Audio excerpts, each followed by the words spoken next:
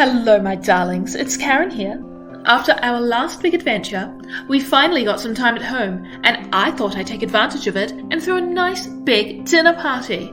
It was just lovely to get together for a reason other than someone dying, or there being too many geese, or being at work. Afterwards, Idopher ran into his old friend Amnesty, and together they raided a marvellous storehouse. It ended up being empty, and Amnesty told Ido that must mean Marvellous is making a move soon. I wonder what it is. Frankie had Quisp come to visit from Xergohs near, and they turned that dangerous gun weapon into something useful. How good for them. He also met Delton, the bluebird again, and found out that he seems to be stuck hopping from dream to dream forever. Flynn met up with Murphy, who took him to the Marquet Obsidian to show him something important. He bumped into Marvellous himself, who knew his name, and found out that the remains of Pharaoh the Dragon are being sold to the crime underworld. And as for me, I received a visit at my workplace by Master Spec and his cronies. It turns out I was right about him all along. He's just horrible, and he demanded that I fire Idopher in exchange for some information about what's going on. Murphy's honest goods got raided by the guards. Not only could we not go shopping, but it looks like he's had to disappear for a while. Poor Frankie. And on a dark and stormy night, Flynn got a knock on his door. My motherly instincts are telling me that something's about to go down.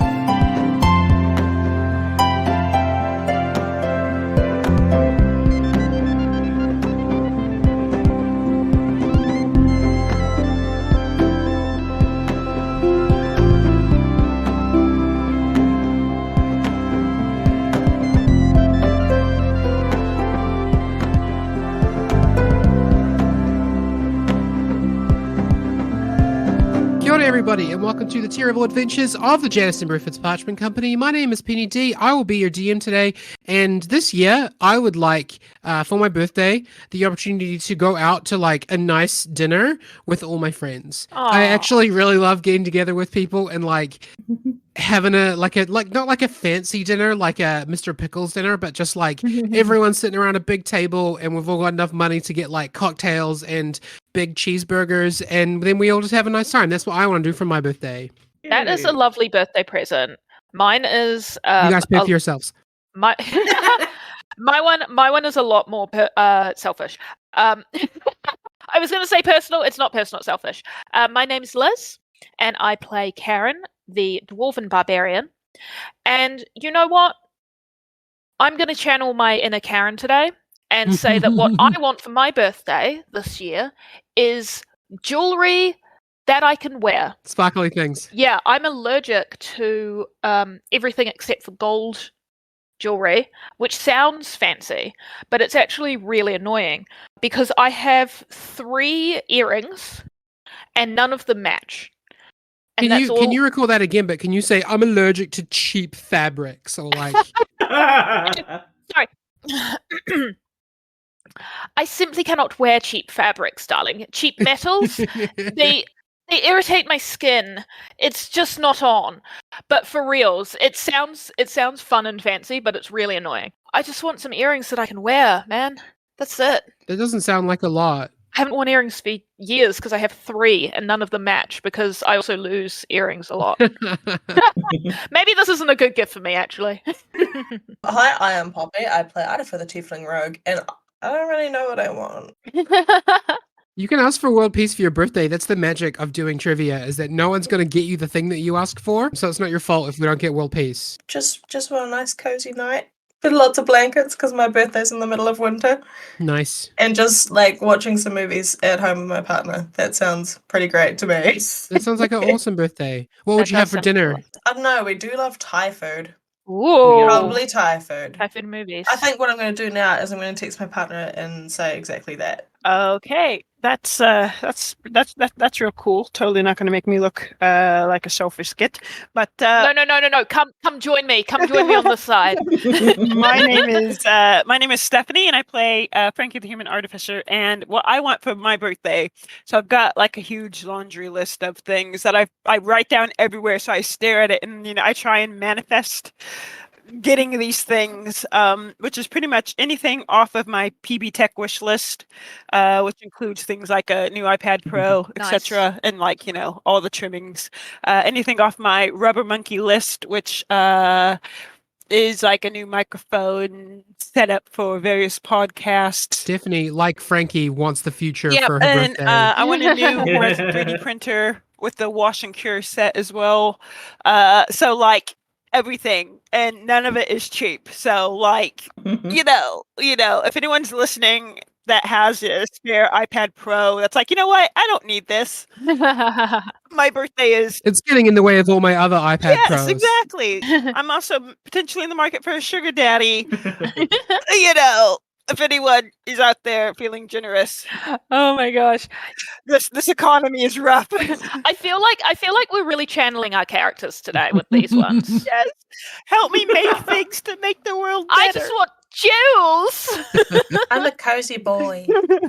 I am Nathan, and I am playing Flynn the Halfling Bard, your favorite salesperson, or at least he tries to be.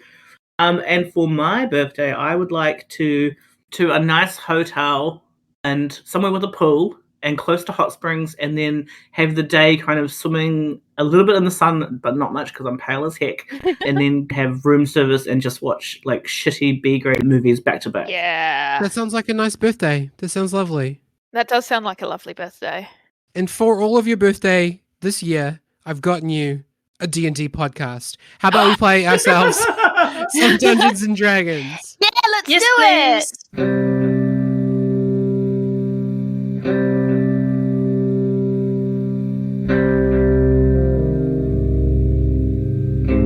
Flinva, you woke up in the middle of the night to someone banging on your door. It was raining heavily. It was coming down like it is pouring down, probably some of the heaviest rain that we've had in Yamir City for probably months at this point.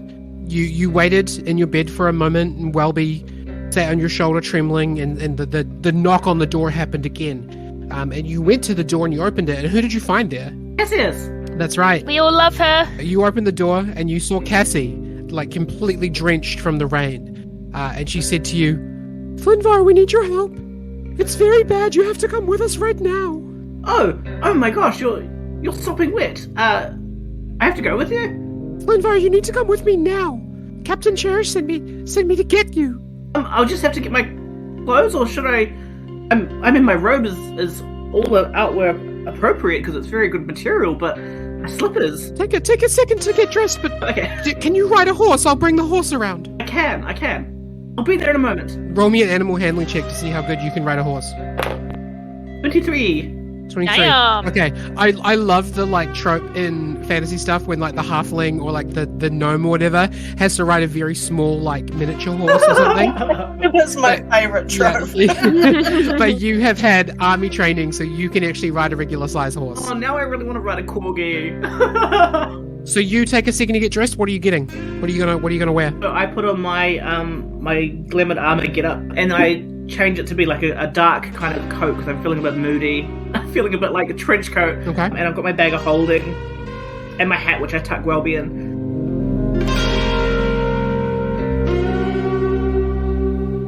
Karen, Idopher, and Frankie, you're all at home, sheltering from the rain.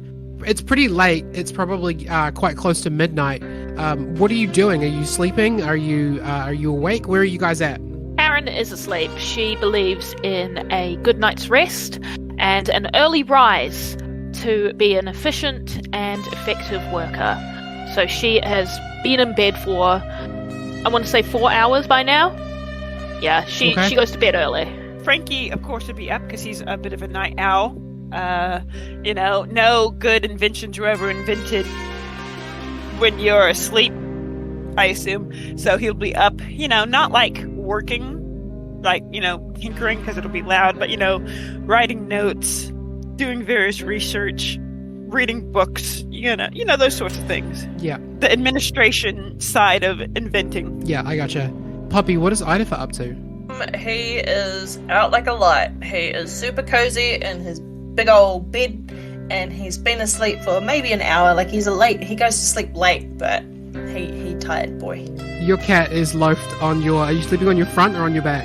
On my back. Yeah, your cat is just loafed on your tummy, just like sitting facing towards you with his eyes closed, just rumbling a little bit in the nighttime. Perfect. Yeah. It's been a long day.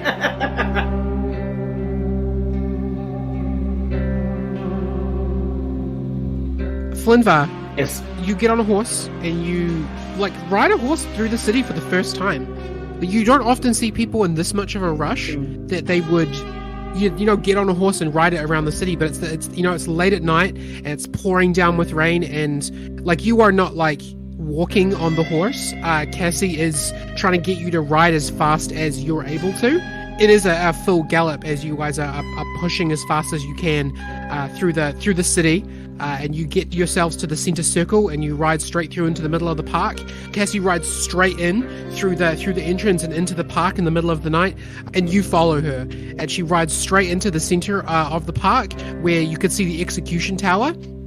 And at the bottom of the execution tower, you could see a bunch of city guards all dressed in the blue and purple of the Empire, and a few warforged milling around.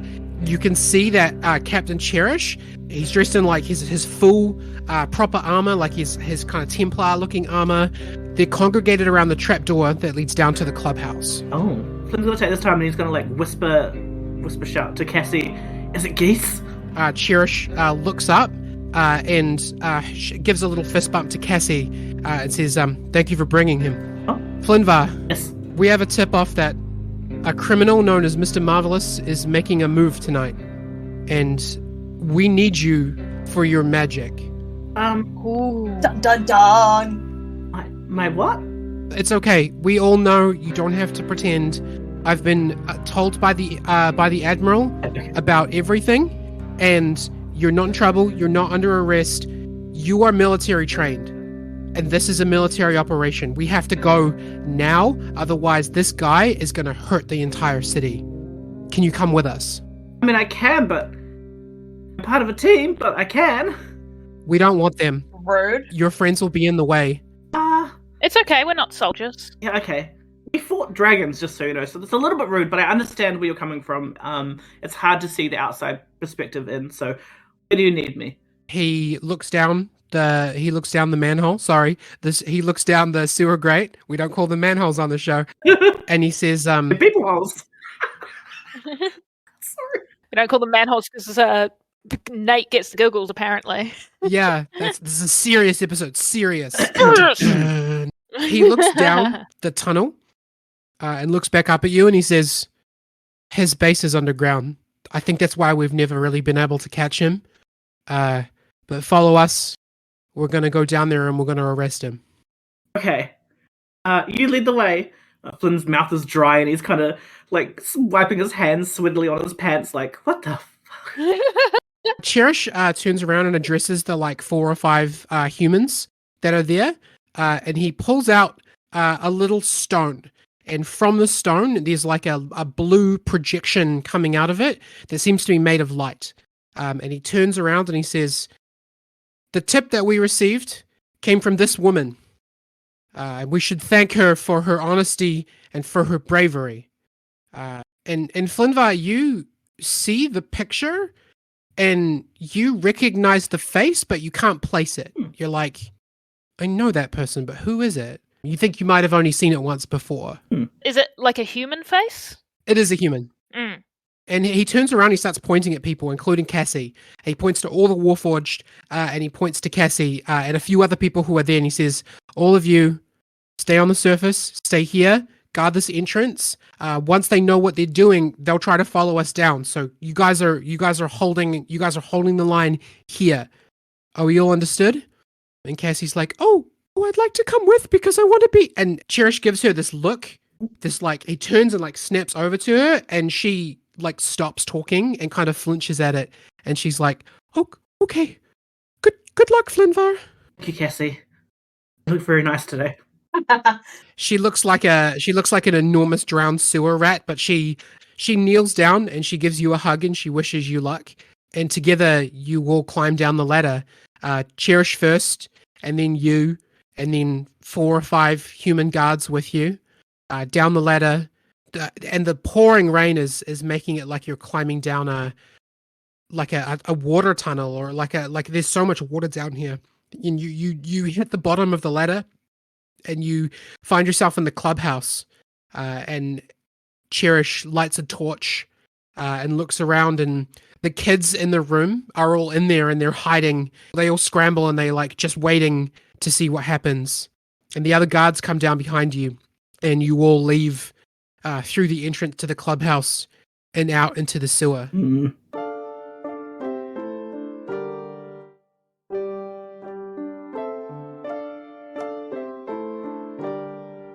Karen, Frankie, and Idopher, can I get you all to roll perception checks, please?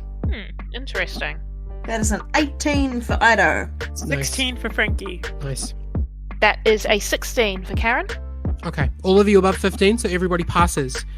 You're all roused by a strange green light outside of your windows, and a sound that rouses everyone in your house, like a loud voice that says, "Greetings, Yamir City! My name is Mr. Marvelous." And you go to look out your windows, and similar to what you've seen before, you can see an enormous projection of Mr. Marvelous, electric green, hovering huge in the sky above the city. When you were in his mansion, he used this similar technique to communicate with you. He's looking down at the city, and out your windows you can see people waking and sticking their heads out their windows, and a few of them are even going outside with cloaks over their heads to protect themselves from the rain. I have some news for you, Yamirsons. In fact, we are not the same. No. There are 4 amongst us who wield magic, despite the fact that it's supposed to be illegal. And I'm going to tell you their names. And Ido, he puts his head out the window, and he's like, "Tell him then, you dingus!" Karen turns to Barry and she says, "Barry, darling, He's here. It woke him up too, and he's listening to this as well. Yeah, she says, "Barry, darling, go and get the children and take them down to the cellar, and then I believe a long weekend for you and the kids at your father's summer house might be in order." Roll me a persuasion check. Yep. Karen got an 18. Barry looks at you really seriously, and he leans forward and he gives you a light kiss, where your crow's feet will be one day, just next to your eye. And he holds you and he puts your foreheads together and he says, "Go kick some ass, honey." Oh.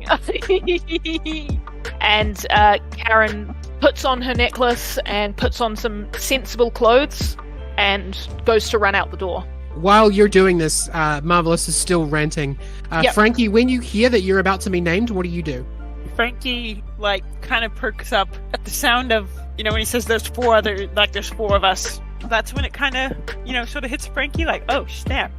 And he just sort of stands out. He kind of listens for a little bit to see what his family are doing. Your sisters are all awake, and your dad is unconscious because he's not asleep. He's drunk. He's drunk. Yeah. Okay. So Frankie would just take this time to just bend down to his sisters and be like, "Hey, whatever happens from this moment onwards, just know that I did everything I did because I love you and I wanted to provide you with a better life." Your youngest sister, Emile, the smallest one, how old is she? I don't know, I think we said about 6? Yeah, that sounds about right. Yeah. She grabs onto your knee and she looks up at you and she's missing her 2 front teeth and she's like, "I knew you were magic, Frankie. You're the best." Oh, my heart. Frankie blinks away some tears as he just gives everyone just a quick You all rolled really well in perception. So what you gather while this is all happening, right, while you're shouting at the sky and preparing your kids and hugging your sisters, Marvelous says that he's broadcasting from the top of Yamir City's tallest tower, and that tonight he's going to essentially expose all the corruption in the city, and he's going to make everything. He's going to make everything transparent. That's what you gather while he's sort of like building up to the fact that he's about to tell everyone the names of the people who do magic. Does anyone want to offer me like a prompt for like what is the tallest tower in Yamir City? I was going to say maybe there is a section in the big business district that tried to grow too big too fast, and there's a tower there that no one has been able to rent out. So it is derelict, but it is the tallest tower, and everybody's kind of scared of it because it's so much taller than the rest of Ymir City that no one's sure if it's really structurally sound. Okay. It's kind of a structural marvel, but in the way that everyone's like, I don't know about that one. It's marvelous. Wait. Frankie, what's it called? It's called the something tower. What's it called? Okay. Guidance tower, because it's the tallest tower and people use it as a point of reference for navigation. Okay, Nice. Guidance Tower. So Marvelous tells you that he's at the top of Guidance Tower, and then he turns around and he says, "All right, I think they've had enough time to hide, but I want you to know that the names of the magic users in Ymir City, whom the guards allow to walk amongst you, despite the fact that they could kill you in a heartbeat. 1, Karen Stonecutter," and then he says your address as well. Oh my goodness. Oh, rude. Is he just doxing us? Yeah. Flynnvar Onagon of Onagon War and Weaponry, and he lists your address as well, Flynnvar. Francis Delaney Reynolds, and he lists your address as well, Frankie. And of course, Idopher Belser, a tiefling like myself who doesn't even understand the glory of his people. He lives with halflings, you see, and he lists your address as well, Idopher. And while this is happening, like Karen, you're halfway out your door. Frankie, you're trying to get your sisters to settle so that you can get your backpack on. Idopher, you are. What are you doing at this point? Are you getting dressed, or what are you up to? I'm going to my parents. I'm just like, hey, I'm gonna need to go for a while.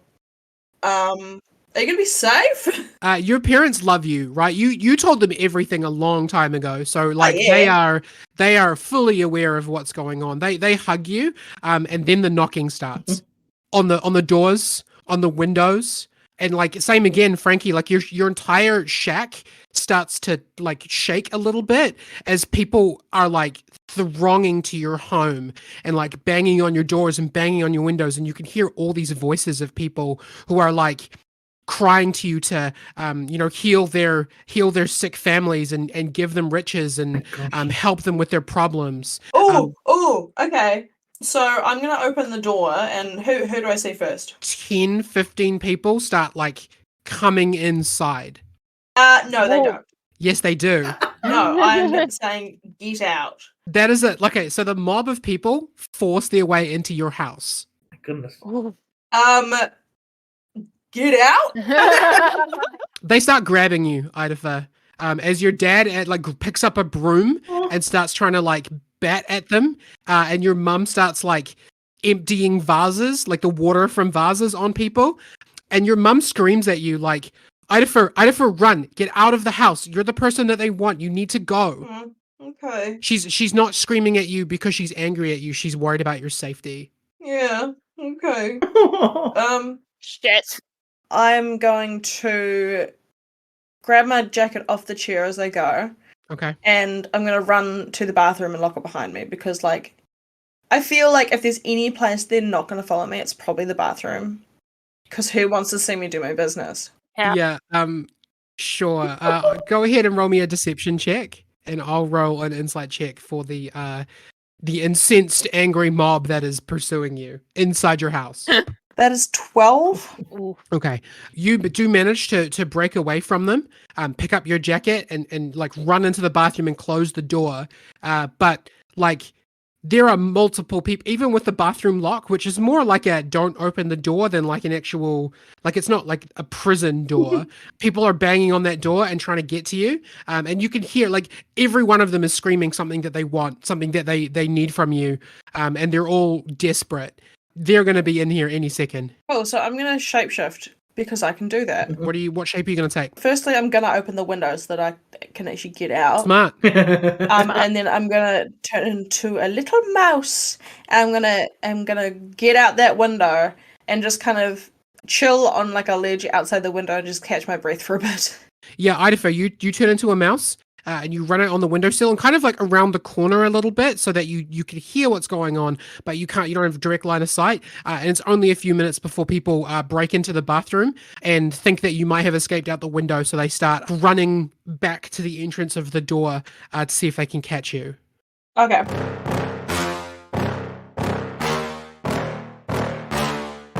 Frankie. Yes. Your house is not made of very sturdy material.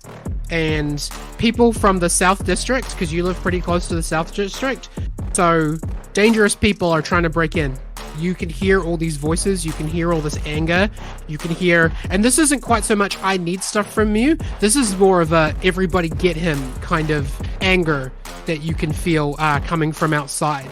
Your sisters have hidden themselves in closets, and you've just finished packing your bag.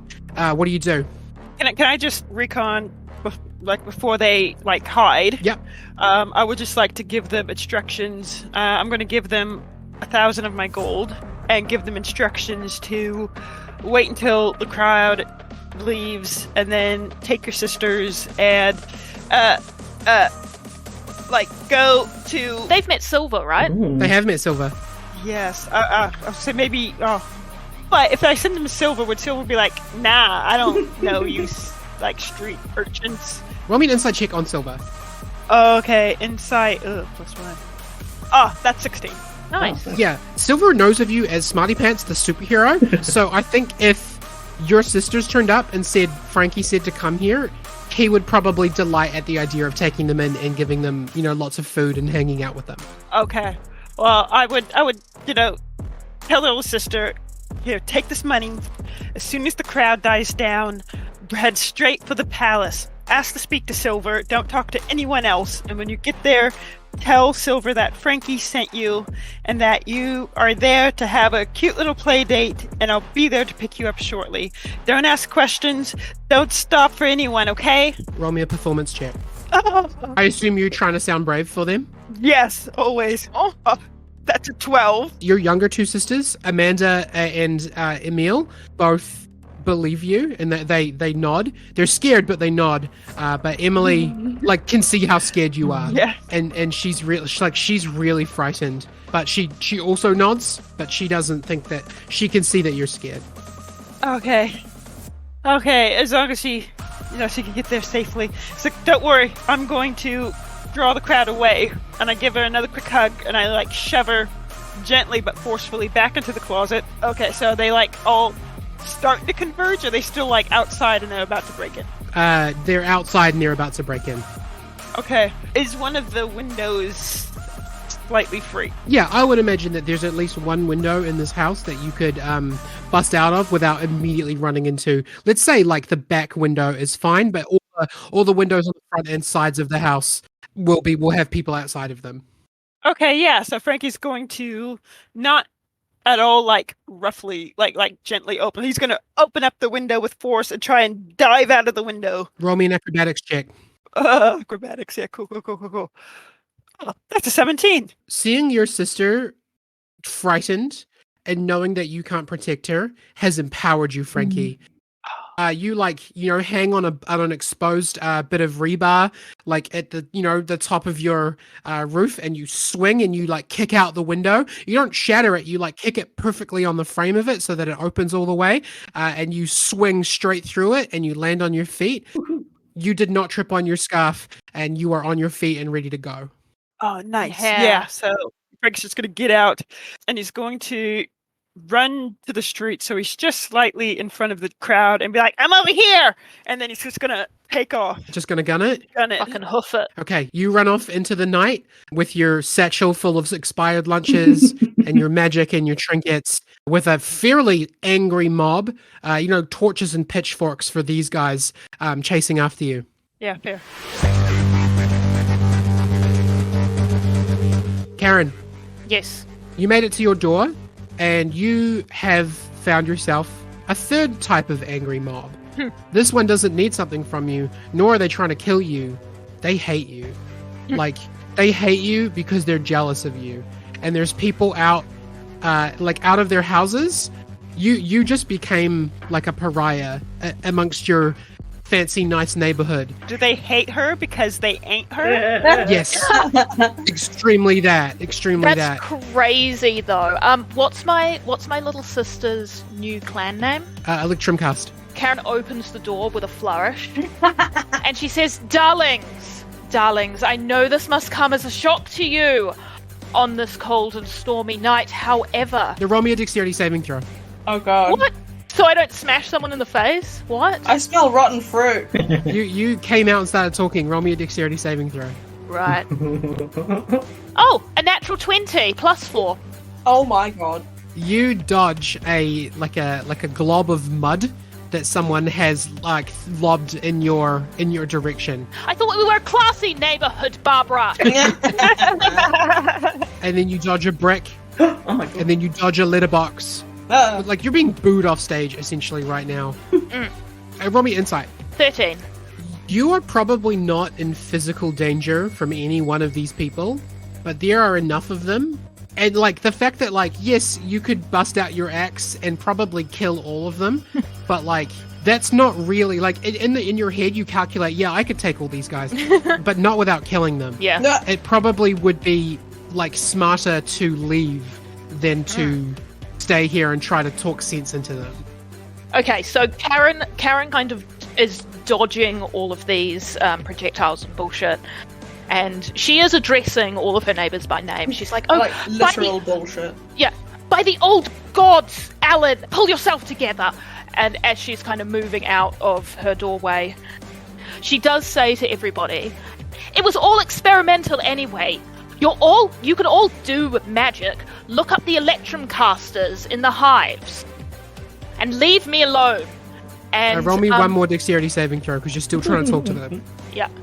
That's a 20, not natural. You dodge what seems to be actual bullshit this time, someone threw probably more likely to be horse poop at you. She says, oh, Carolyn, you'll regret that in the morning. Above your heads, all three of you, as each of these scenes are playing out simultaneously, above your heads, the electric green torso of Mr. Marvelous is taunting you.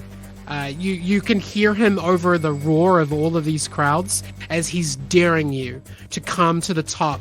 What was the name of the tower again? The Guidance guidance Tower. He's daring you to come to the top of the guidance tower and fight him. If you want to kill him, he's right here. Has he not done enough to destroy you? Come up and destroy him. And Karen says, anyway, must dash. And I've got bear active, the bear totem. To block half damage, all damage except for psychic? Yes. And then on the second aspect of the beast, I've got elk active, which means overland travel is twice as fast, which means she just zooms away. Yeah, you sprint off. Off she goes. Goodbye. We see that this, imagine the screen of this, animated series splitting into three, each of them with a road that heads toward the guidance tower, but from different angles, as the three of you, sprint through the rain. Idopher, do you change back from a mouse into yourself, or are you, taking a different animal shape to get there? I'm just wondering, as a mouse, you can probably go more as the crow flies. I think he'll stay as a mouse as long as it's beneficial for him. Sure, yeah. So we see one little mouse, one dwarf, and one tall, lanky human making their way towards the guidance tower. Whew.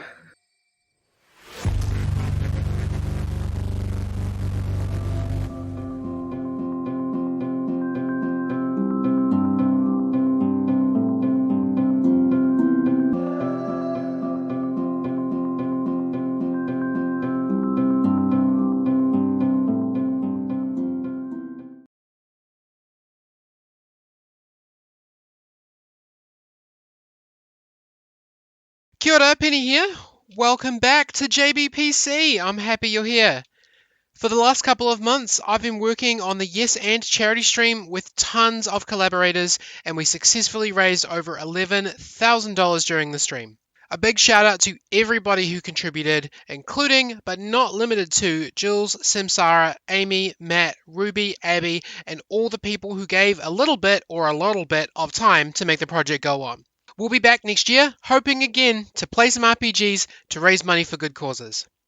Thank you very much to all of our patrons for sticking with us over the break, and to our new friends who have joined. James Courtwright, Samsara, Secretly Ed Sheeran Don't Tell Anyone, Claire MacDonald, Jules Bergesser, Violet, Shobna Lee, Alex Moore, Lyndon Hood, Jesse Wesson, Disturbed 1NZ, Andrew Evans, Luna Chris, William Evans, and new subscribers Steffi James is Awesome and Danielle Anderson. This coming arc is full of bloopers and cut content, so I hope you all enjoy the exclusive content that's posted on Patreon for you in the next couple of months. If you're curious about said bonus content, or you'd like to become a supporter of the terrible adventures of the Janus and Breford's Parchment Company, go check out patreon.com/jbpcpodcast to become a supporter for just a few bucks a month. You can also find us on social media at facebook.com/Janus and Breford's Podcast, and on Twitter on @JBPCPodcast. Music credits, thanks to Brian Bulger for Black Mass, Jamina Contreras for Devil's Organ, Anno Domini Beats for Illusions, and Never Surrender, French Fuse for Press Fuse, Mini Vandals for Spooked, Nefix for Tell Me That I Can't, instrumental, and Telecasted for Savior and The Last Goodbye. We're into the final stretch of story, team. I hope you end up loving where we go from here just as much as me and the team love making it.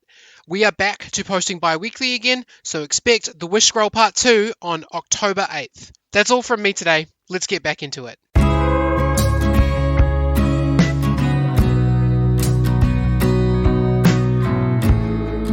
Down in the sewers, Flynnvar, you and your troop have made it to somewhere that you remember from when the goose incident was happening.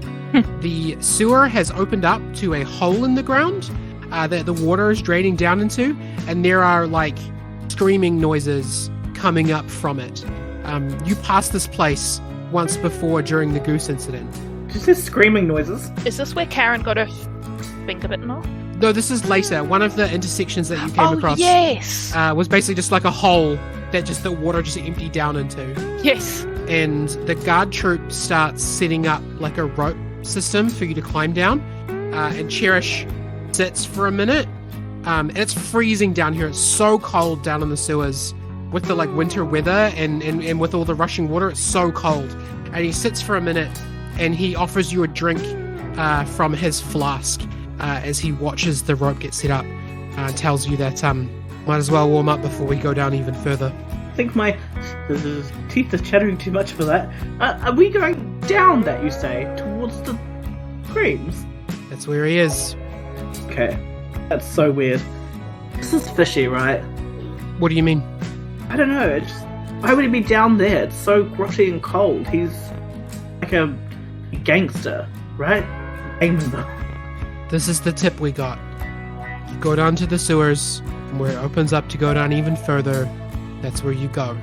And that's where we'll find him and all of his illegal activities and all of his... I don't even know.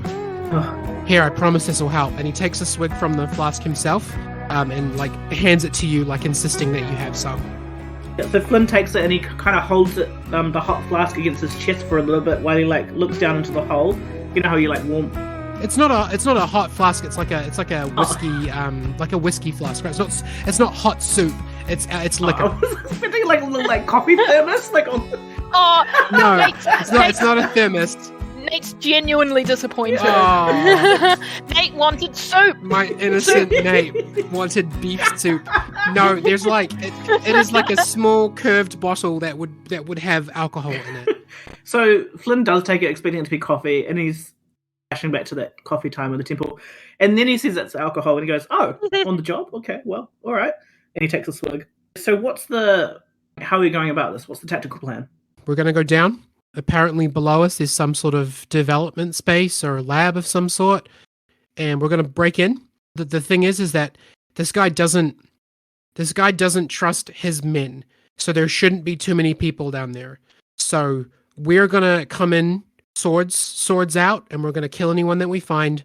And you can do magic, right? You blast people. We want to capture Marvelous alive if we can, but anyone else who's down there, you take him out with your magic. Is that cool? Can you do that? I've got a couple of things I can do. Okay. Yeah. Also, there's supposed to be a magic lock on the door, so hopefully you should be able to help us to sort of break that too. What do you reckon? Yeah, I've got Dispel Magic, so that kind of pulls the magic out of the lock, hopefully, depending on how strong it is, as I've found. Yeah, just it's really important that when I am doing my magic that try not to get in front of me, because sometimes you can't control where it goes. All right. Well, I'll tell you what. Let us breach the door, and then we'll stand back, and you blast. Okay. We won't run in until you've done it. Okay. I would really hate to hurt someone that accidentally. I bet you wouldn't. Roll me an insight check. What's that? That was rude. I rolled a nat 2, so I can't re-roll, so I'm mad about that. So 6. That last thing you said was kind of weird, but he seems overall he seems jazzed in like a different way than you've seen him before. Like he's the kind of guy who would like run like confidently into combat, but like he's not showing bravado. He seems like serious, and what you gather is he's probably really scared of where he's going. Flynn like looks at the flask that I've handed back to him and be like, all right, bolstering your coverage, that's fine. Everyone can fight dragons. The rope is finished rigging. He's first down. He climbs down the rope and asks for you to come second after him.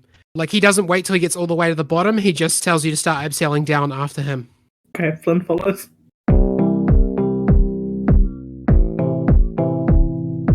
Karen, Ido, and Frankie. Creepy. Frankie, you managed to lose your mob not long after you left. But what you noticed is that the entire city is like awake right now. Wow. So while you are running to Guidance Tower, occasionally people throw glass bottles at you. Once in a while, like small crowds of people start chasing you, but you don't let up. And usually you're moving fast enough that usually what happens is you've passed people by the time they realize who you are. And the same with you, Idopher. You were the closest to Guidance Tower in the first place. So you travel for a while as a mouse. Do you go all the way there as a mouse, or do you transform back? I think I will go all the way there because I can probably do take power lines and things like that. Roll me an athletics check as using the mouse's stat block. Oh golly. Okay. And Karen as well. Your crowd follows you for longer than you would have expected. Throwing things at you and booing you and calling you names, and the perception of you is so negative. Like, people who liked you, everyone thinks that you're some kind of traitor to the city.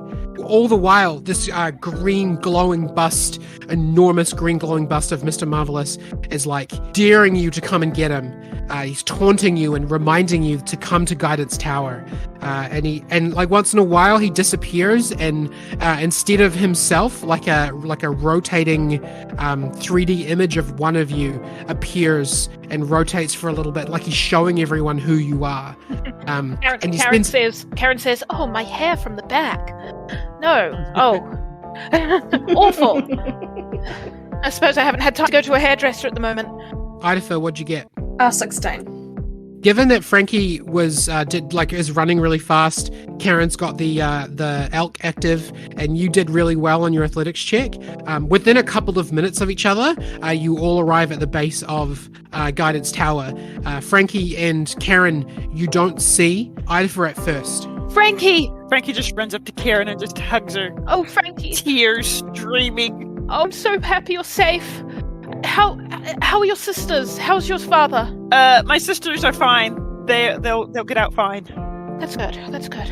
Oh, where's Ido and Flynn? Flynn? What's happening, Karen? Is everything gonna be okay? I don't know, Frankie. I hope they didn't get Ido. I'd never forgive myself if something happened to him. Oh, Frankie, I'm sure he'll be fine. And she kind of pats him lamely on the hand, kind of holding his hand and looking out into the rain for Idopher and Flynn. Ido's gonna keep listening in just in case they spill some secrets or like some dirt or something. In case they say more nice things about you. Yeah. That's such a teenage boy thing to do. It's a good man. Classic me. And then I turn back into myself. I'm like, hey, I'm here. Oh my Yay! gosh, Idopher, oh my gosh, I'm so happy to see you. And Karen also runs over and gives Idopher a big hug. Yep. Oh, Group hug. Oh, group hug. big hug. We're all doing huggies. Oh, I didn't see Flynn on the way here. I don't know what's happened to him. Should we wait a little longer? Will you look at that? 3 little pests right at the bottom of Guidance Tower. Okay. Yamir City, if any of you want to know where the magic users are, they've come to get me. Come to Guidance Tower to get your share of the magic. I promise you it'll be worth it. Okay, you know what, actually? I feel like we need to take him out right now. Flynn can catch us up, right? Yes. Probably. He's a tiny dude. He's a tiny, fast lad. Yeah. He's got those disguising clothes. I'm sure he'll be fine. Okay, shall we? And Karen kind of gestures to the boarded up doors of Guidance Tower. Yes. How you getting in? Prime. Planks of wood. Come on now. Karen. Karen, hit it. Yeah, I'm just seeing how much Electrum I have because I don't want to waste an Electrum on this if I don't. Oh, I only have 9. No, I've got to be conservative with the Electrum. Have you eaten grass recently? Is there any grass around? Yeah, there's grass around. Yeah, Karen eats a fistful of green grass and Make sure punches. you follow through with that. As in follow through your punch. I'm saying that so I can give you my +5. You're given Flash of Genius? Yes.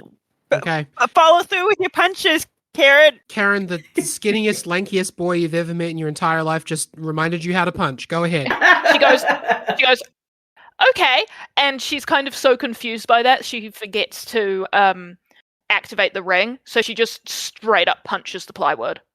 Okay, roll me an attack roll with +5. And punches it. 19 to hit. You punch a fist-shaped hole right in the plywood, and when you pull your arm back through, it just rips the entire like sheet of plywood just away from the boarded up entrance. Like you have a way in. Fist? Yeah. Yay! She says, "You know, I followed through," and she kind of shakes the plywood off and stomps inside. Frankie gives like 2 thumbs up. Inside is there's a abandoned empty lobby that's a little bit like, a little bit what's the word for it hasn't been maintained in a long time? Dingy lobby.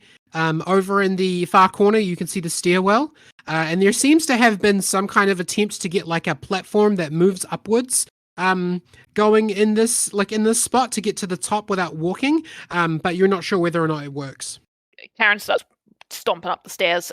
Overland travel doubled. Does that count here? I mean, once you go up the stairs, we're going to cut away. So yeah, sure. Okay. So as long as you two are with me, we can just kind of zoom up the stairs pretty quick. Okay. Got the zoomies. Yeah, we got the zoomies.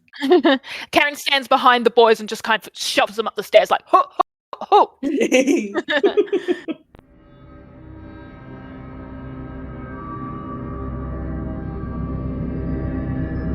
Flynnvar, Yes. you're climbing down this rope, and it gets colder as you go down.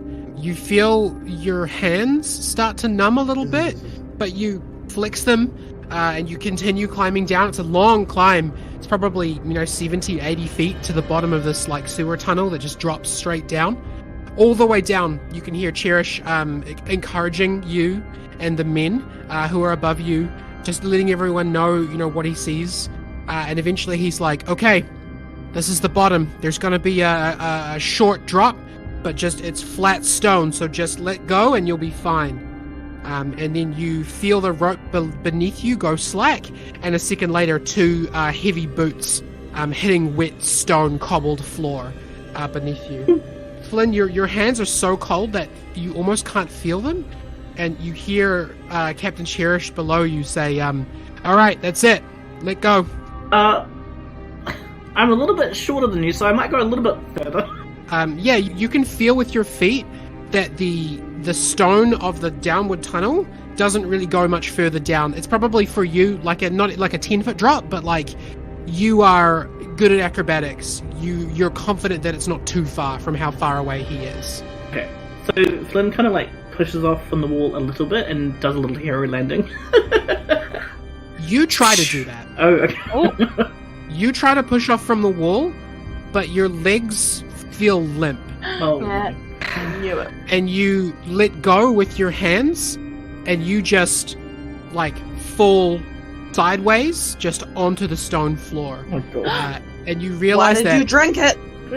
you realize that you can't feel your leg. Like, you'd hit the stone floor, but you didn't feel it. Your whole body is numb, and you try to move your head, and you realize that you can't. Like, all you can do is look around with your eyes and kind of move your mouth a little bit, but not a ton. And you feel around you the other guardsmen dropping down and landing with their boots as Captain Cherish walks up to you and crouches down in your eye line. Mm-hmm. No. Can you hear me in there? Blink twice if you can hear me. Can I speak a little bit at this point or no? You can get out a couple of words, but it's like you've just been to the dentist. Cherish? What? Oh, good, you can hear me. And he pulls out that little stone that before, with the woman's face on it. This is my sister. Her name was Hope. And he kind of grabs it and he pinches the image, and like as he pinches it, it zooms out. Then you realize that like the moment that this image came from was in Ace Alley. Oh, God. During the Bobby attack. Oh. You can see fire in the background, and you can see this woman wearing a nice dress, kind of looking around her, and right behind her, you can see the rampaging flesh golem approaching her. And he says, she died that night, and I was broken. It was the worst thing that ever happened to me. And then a man came to me and he gave me this. And he showed me that someone could have saved her, Oh, no! but they chose not to.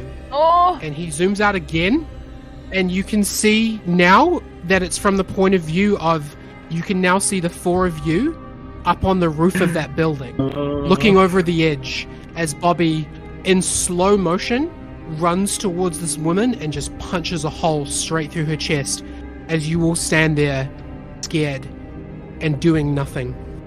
Oh. He smiles at you and he says, I'm going to get my sister back.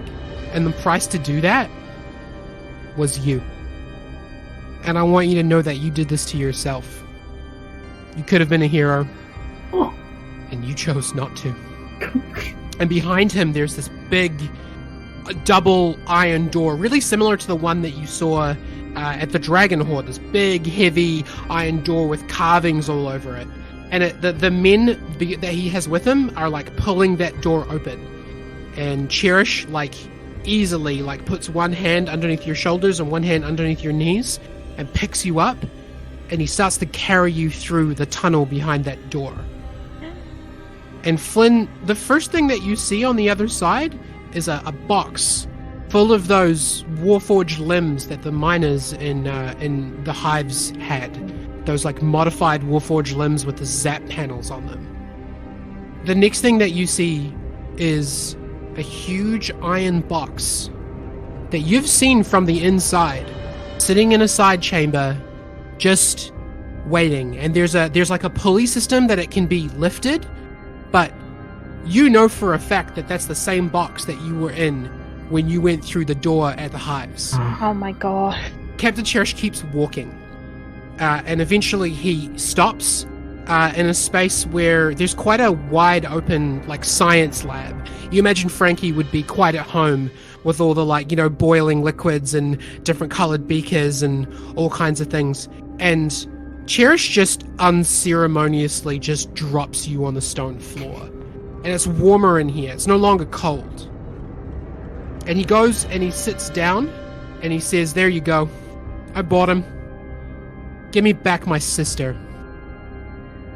And the voice that responds says, well, if it isn't the last piece of the puzzle, right on time. And you hear that squeaking, that like,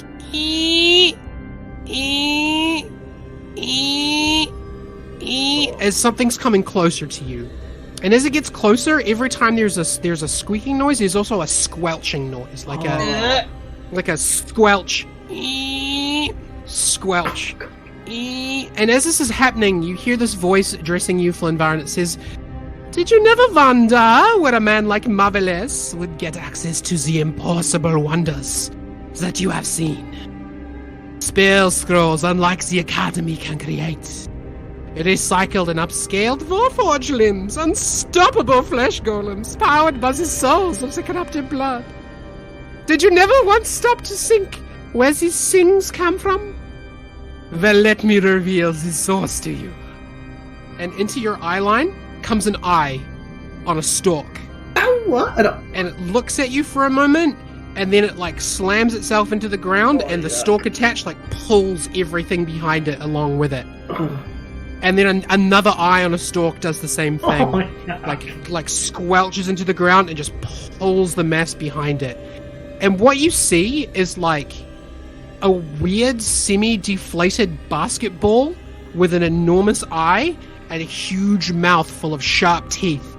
And must be at least a dozen eyes on big long stalks. It looks like it's supposed to be a ball, but it's not. It's deflated and it's sitting on this little low to the ground cart and using these eye stalks to like push itself around. Flynn's eyes are wide in fear and disgust, but also his face is crumbled like, what the fuck is that? Roll me an Arcana check, Flynvar. Net 20, so 25. You have heard what a beholder is. You know that once upon a time there were these horrible, like, magic beings that were like floating balls of flesh with big eyes and eyes on stalks. This one's not floating, and it's also not a perfect ball. It's like I said, it's like partially deflated. Have you ever seen a basketball with like not enough air in it? It's got a big dent in it. Yep. That's what this guy looks like. And he pulls himself on this cart right up close to you, and he says, "I am Dr. Xergohs, the most perfect being, and you, a pre-ascended, are exactly how I will complete my ultimate plot." So how numb am I? Can I still say some things? Yeah, you could still talk a little. Like, you can't sit there and chat with him back and forth, but you could probably force out 4 or 5 words. Now, what's your name? I told you I am Dr. Xergohs. You've heard that name before. Yeah. When you were in the arena being hunted by Bobby, Marvelous mentioned someone named Dr. Xergohs. So did you say that Dr. Xergohs is that deflated beholder? Yes. It's a beholder, what are you talking about? That's no big deal. No big deal. This isn't important. I mean, yeah, it do be like that sometimes. Yeah. It do be a beholder. Listen, at this point, Jesus Christ, bloody hell, what else are we going to see, huh? Pretty much. What's a pre-ascended? You could have asked that, but it's not your scene anymore. Flynn's too shook. He's very vulnerable right now.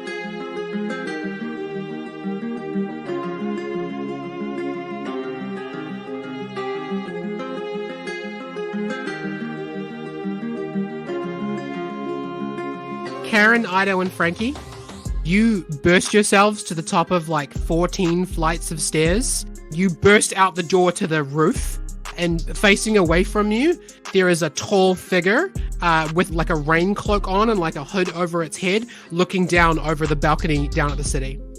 Did we ever find out what was projecting the green Marvelous last time? No. No. I cast about for It's all any of his farts. It's all of his stupid stinky farts from his stupid stinky butt. Karen casts about for like a glowing stone, something green, anything that might be the source of the projection. She's trying to turn it off. Roll me a perception check. Okay. I rolled a 19 on dice, so that's a 24 for perception. It's quite dark up here, but against the light of the city, like the lights sort of sprawled out in front of you, you can make out this person's silhouette. They are not bulky enough to be Mr. Marvelous, and you don't see any kind of magical devices here. I call out to the figure. Who are you? The figure turns around, and it is an odd, stretched out looking elf. Beneath his cloak, he's wearing a sort of like stripy marching band jacket. Boy! And Idopher, you recognize him instantly. It's my boy! Yeah, it's Amnesty.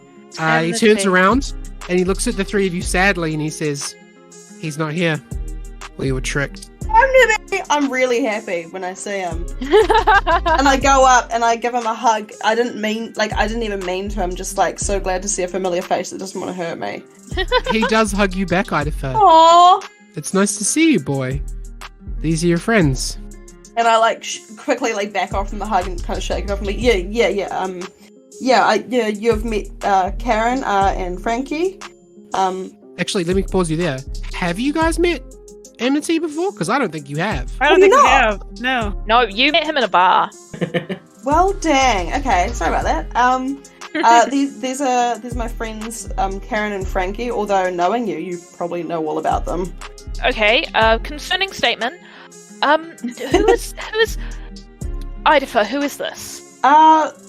He walks up to you, Karen, and he holds out a very, like, elongated hand with, like, he's got the regular amount of knuckles on his fingers, but his fingers are way too long. And he holds it out to you and he says, "Karen Stonecutter, my name is Amnesty Shul. I'm a friend of your acquaintance." Roll me an insight check. I will. Also, Penny, if it turns out that Amnity's bad, I'm going to be very sad. I'm sorry to tell you that I'm not telling you anything about that right now. No, I thought so. But if it turns out... That's another 24. Karen, you're not sure what it is, but this guy gives you the heebie-jeebies. This guy, like, makes you feel really uneasy. And he's also, like, another full-blooded elf, whom there's only one other full-blooded elf that you know, and you don't like that guy. Yeah. So maybe it's that. Maybe you're just racist. Maybe. Karen spent her, like, a long time really looking up to elves, and now she's like, I don't know, actually, about elves. I don't know. She kind of touches his hand, just like shaking his hand, but not very well.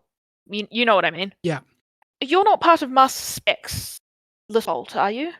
Oh, certainly not. He might be a handsome man, but I like to do my own thing. Frankie, what are you up to? Frankie is kind of listening, but also at the same time trying to sort of gleam around for any clues as to his actual whereabouts. Sure. Roll me a perception check. Perception. +5. 7. You don't see anything on the balcony, and you look over the edge, and you can see 2 orange and 1 yellow lights streaking towards you, and you're like, that's not him either. Okay. And the three of you, plus Amnesty, are sort of standing around on this balcony being like, what do we do now? And then you hear a voice say, "Stay where you are. Freeze!" And up from beneath the edge of the balcony, three angels, 2 of whom have wings made of fire, and 1 of whom has wings made of light, fly up over the balcony and point swords down at you. And then they go, "Wait, what are you guys doing here?" Well, what do you think we're doing here? We're trying to get the guy who just told our names to the entire city. What are you doing here? Well, we're hunting him too, because he told your names to the entire city. If he's not here, then where is he? I don't know, and I don't know where Flynn is. I'm getting really worried.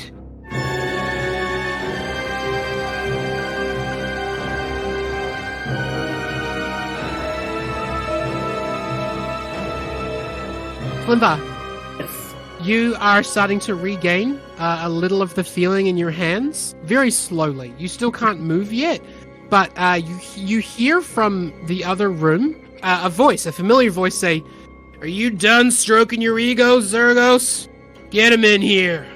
And Flynn, the weird deflated basketball beholder, sticks his eye to a piece of electrum and then, like, using the, like, eye goop to stick it to him, like moves it to his teeth, and he puts it in his teeth, and then one of his other eye stalks shoots a beam at you that makes you levitate. Oh my god. This beholder then starts using its eye stalks to like drag itself to where you heard the voice coming from. And you're levitated into the next room, which has more electrum in it than you have ever seen. There is an absolute mountain of blue and green electrum, and next to it, sitting next to a velvet-topped desk, wearing a smoking jacket, and like sitting next to like a fireplace that's clearly been installed later, you can see Mr. Marvelous. He's got this little device. It doesn't look very complicated, but it's pointing at him, like shining a light at him. And when he sees you, he puts it down. And for those of you at home who are interested, at this exact moment, the Marvelous torso disappears from the sky.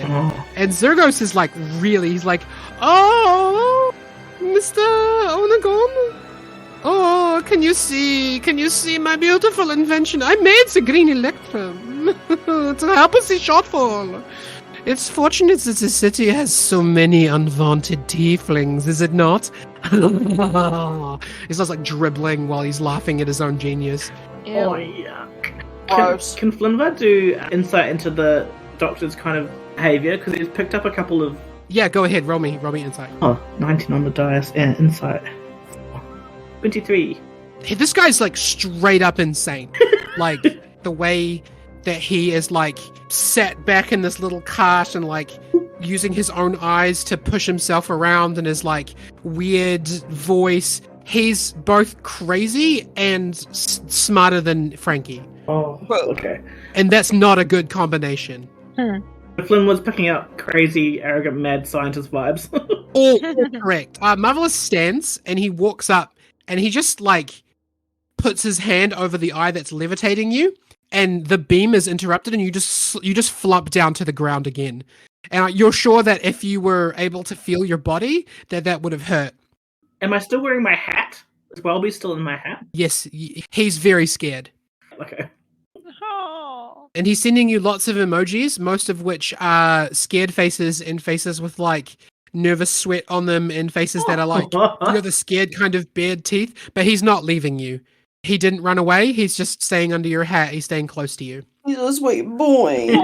If we had not been fortunate enough to procure a dragon heart, I would say, who knows? But now, is the scroll finally complete? We have what we need. The wish scroll. Oh no, the dragon heart. You gotta get baby out of there. Flinva, you remember a couple of days ago, you bumped into Marvelous who was buying something from the chop shop. Oh my god. And that chop shop was selling dragon parts, and you very likely saw him picking up the dragon heart that Xergohs is talking about. Did you say wish scroll? And Marvelous takes something off the desk, and it is a piece of parchment that is pulsing. Like every few seconds, like a ripple of energy comes out of it. And he turns and he shows it to you. There's a lot of like glowing blue text on it, but at the top of the scroll there's just 4 letters that you can read. W-I-S-H. And where the paper is touching his hand, it's burning his skin. It's like sizzling him to touch it. Dr. X, fantastic work. And then he rolls up his sleeve like deliberately and slowly. And then he like sticks his arm up to the elbow into the mountain of electrum next to you. And there has to be like 1,000 electrum in this, at least 1,000 electrum in this pile. Is it blue or green? It's a combination of both. It is majority blue, but maybe about a quarter of it is green. The eyes! The eyes! The electrum, as he shoves his hand into it, like makes a noise akin to a scream of protest as it crackles to life. And he looks down at you and he says, I'm glad you're here to see me get my win, Onagon. I wish that I was the Emperor of Yamir City. And the world starts to shake. Oh no! Karen, Ido, Frankie, you all feel it in the form of a massive earthquake shaking the tower you're in. Your bodies start to warp and shift, and a bright light starts to fill your vision. Next to you, Amnesty grabs his head, and he's screaming in pain. and he sinks down to his knees and just starts like holding on to like his head, like squeezing his skull. Over next to the balcony, you can see the angels just breaking apart. Oh my god. And Flynn, you feel it too. You feel your vision fading and your body vibrating. But as the world goes white and you fade out of consciousness, the last thing you can focus on is that enormous, horrifying eyeball of Dr. Xergohs, which is fixed on you as he cackles with laughter. Oh my god.